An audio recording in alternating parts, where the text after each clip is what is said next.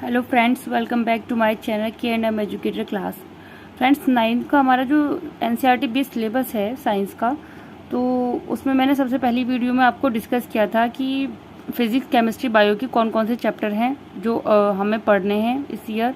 तो वो सब मैं डिस्कस कर चुकी हूँ। और उसका जो फर्स्ट पोर्शन था यानी कि बायोलॉजी का, तो हमने सबसे पहले वो स्टार्ट किया था। उसका जो फर्स्ट चैप्टर है the fundamental unit of life यानी कि जो कोशिका है, वो हमने स्टार्ट किया है। तो फर्स्ट चैप्टर हमारा चल रहा है, उसकी 5 वीडियोस हो चुकी हैं। आज जो है पार्ट 6 है।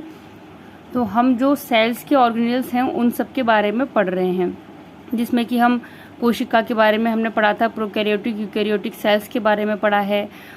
कोशिका के अंदर जो ऑर्गेनेल्स कोशिकांग पाए जाते हैं उनके बारे में भी हम पढ़ चुके हैं। तो धीरे धीरे करके जो है हम आगे बढ़ रहे हैं। उसमें मैंने आपको क्लोरोप्लास्ट, प्लास्टिड, इन सब के बारे में बताया है। माइटोकॉन्ड्रिया और के बारे में भी मैंने बता चुकी हूँ। आज हम बात करेंगे राइबोसोम्स के बारे में और आपका गोल्जी बॉडीज़ के बारे में। ठीक है, तो राइबोसोम क्या है, सबसे पहले हम ये समझेंगे कि राइबोसोम्स कहाँ पर पाई जाती है। तो ये सेल्स के अंदर यानी कोशिका के अंदर पाए जाते हैं राइबोसोम। तो राइबोसोम जो है वो 2 से मिलकर बने होते हैं, यानी कि RNA प्लस प्रोटीन। RNA और प्रोटीन को हम ऐड करेंगे तो राइबोसोम बनेंगे। ठीक है, तो राइबोसोम किस किस से मिलकर बने होते हैं? RNA से और प्रोटीन से। यहाँ पर है आपका कि राइबो न्यूक्लिक प्रोटीन कण भी कहते हैं, यानी कि राइबोसोम्स को राइबो न्यूक्लियो प्रोटीन कण भी कहते हैं। ये भी आपको याद रखना है। जितने भी पॉइंट्स हैं यहाँ पे स्टार लगा के मैंने मेंशन किए हुए हैं, सभी इंपॉर्टेंट हैं पॉइंट्स। अगला है हमारा डिस्कवरी, यानी कि राइबोसोम की खोज किसने की थी। तो पैलाडिन जो थे एक साइंटिस्ट थे जिन्होंने 1955 में राइबोसोम की जो है डिस्कवरी की थी। अब राइबोसोम जो है ये कहाँ कहाँ पर पाए जाते हैं? तो ये सभी जीवित यानी कि सभी ऑल लिविंग सेल्स में, कोशिका द्रव्य में, साइटोप्लाज्म में, EPR यानी कि एंडोप्लाज्मिक रेटिकुलम पर, माइटोकॉन्ड्रिया और क्लोरोप्लास्ट न्यूक्लियस में भी ये पाए जाते हैं। राइबोसोम्स जो है सभी जीवित कोशिकाओं, कोशिका द्रव्य, EPR, माइटोकॉन्ड्रिया, क्लोरोप्लास्ट न्यूक्लियस में ये पाए जाते हैं राइबोसोम्स। अब यहाँ पर हम बात करेंगे कि राइबोसोम्स, टाइप्स ऑफ राइबोसोम, यानी कि राइबोसोम्स जो हैं वो आपके कितने प्रकार के होते हैं। तो मेनली जो राइबोसोम्स हैं वो आपके 2 टाइप्स होते हैं। पहला है आपका 70S और दूसरा है आपका 80S, यानी कि 70S प्रकार के और 80S प्रकार के। यहाँ से क्वेश्चन बनता है कि जो 70S 70S राइबोसोम्स हैं वो कहाँ पर पाए जाते हैं या वो किस में पाए जाते हैं। तो ये माइटोकॉन्ड्रिया, क्लोरोप्लास्ट और बैक्टीरिया आदि की जो सेल्स होती हैं उनमें यह पाए जाते हैं 70S।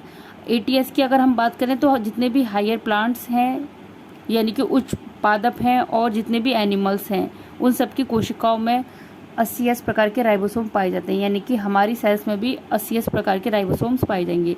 जबकि 70S प्रकार के राइबोसोम क्लोरोप्लास्ट, बैक्टीरिया वगैरह में पाए जाते हैं। प्रोकैरियोटिक सेल्स में 70S राइबोसोम्स पाए जाते हैं। जब प्रोकैरियोटिक और यूकैरियोटिक सेल्स का हम डिफरेंस की बात करते हैं तो उसमें एक पॉइंट ये भी आता है कि जो राइबोसोम्स हैं वो 70S प्रकार के होते हैं प्रोकैरियोटिक में, बट यूकैरियोटिक में 80S टाइप के जो है राइबोसोम्स पाए जाते हैं।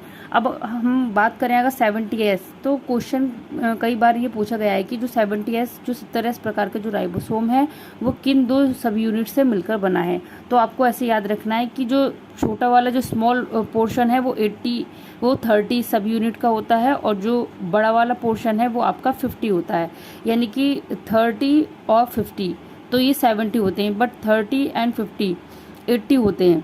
लेकिन यहाँ पर हमें याद रखना है कि राइबोसोम्स की जो यूनिट्स है 70S जो है वो जो स्मॉल यूनिट है वो 30 सब यूनिट की होगी और जो बड़ी है, जो बिग वाली है, वो आपकी 50 की होगी। तो ये आपको याद रखने की चीज़ है। अगला है आपका जो 80S प्रकार का जो राइबोसोम होगा उसकी जो स्मॉल वाली यूनिट वो होगी 40 सब यूनिट और जो बड़ा वाला पोर्शन होगा वो होगा 60 का। तो इस तरीके से हमें ये बात याद रखनी है। नेक्स्ट की अगर हम बात करें तो गोल्जी बॉडीज़, गोल्जी बॉडीज़ का एक और नाम है जिसको हम बोलते हैं डिक्टियोसोम। ये बात आपको याद रखनी है क्योंकि प्लांट्स में गोल्जी बॉडीज़ को डिक्टियोसोम कहते हैं, जबकि एनिमल्स में इसको गोल्जिका या गोल्जी बॉडी कहते हैं। अब क्वेश्चन इस तरीके से भी दे सकता है कि जो है डिक्टियोसोम जो है वो कहाँ पर पाए जाते हैं या वो क्या होते हैं। तो आप बहुत से बच्चे कंफ्यूज हो जाते हैं कि डिक्टियोसोम तो हमने पढ़ा नहीं था, पर डिक्टियोसोम जो है वो गोल्जी बॉडीज़ को ही कहते हैं, बट प्लांट में बोलते हैं डिक्टियोसोम। अब बात करते हैं कि डिस्कवरी यानी कि इसकी खोज किसने की थी। तो गोल्जी बॉडी के नाम पर ही आपको याद रख लेना scientist Camillo Golgi. Camillo Golgi एक साइंटिस्ट थे जिन्होंने गोल्जी बॉडी यानी कि गोल्जी गाय की खोज की थी 1898 में। ठीक है, ये नीले हरे शैवाल्स यानी कि blue green algae bacteria mycoplasma को छोड़कर सभी जीवधारियों की सेल्स में पाए जाते हैं। ये बात आपको याद रखना है, क्योंकि जो ब्लू ग्रीन एल्गी यानी कि जो साइनोबैक्टीरिया होते हैं, जो बैक्टीरिया होते हैं, जो माइकोप्लाज्मा, ये सारी की सारी प्रोकैरियोटिक सेल्स होती हैं। और प्रोकैरियोटिक सेल्स जो है वो क्या था, उसमें कोई भी कोशिकांग नहीं पाया जाता है। तो इसलिए गॉल्जी बॉडीज जो है इन सब सेल्स को छोड़कर बाकी सभी जीवधारियों की कोशिकाओं में ये प्रेजेंट होते हैं।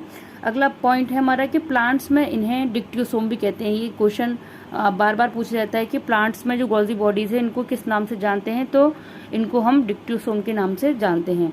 अब है मेन इसका कि फंक्शन, यानी कि इसका क्या काम है। तो इनका कार्य है एंजाइम स्रावित करना, यानी कि ये एंजाइम का सिक्रेशन करते हैं।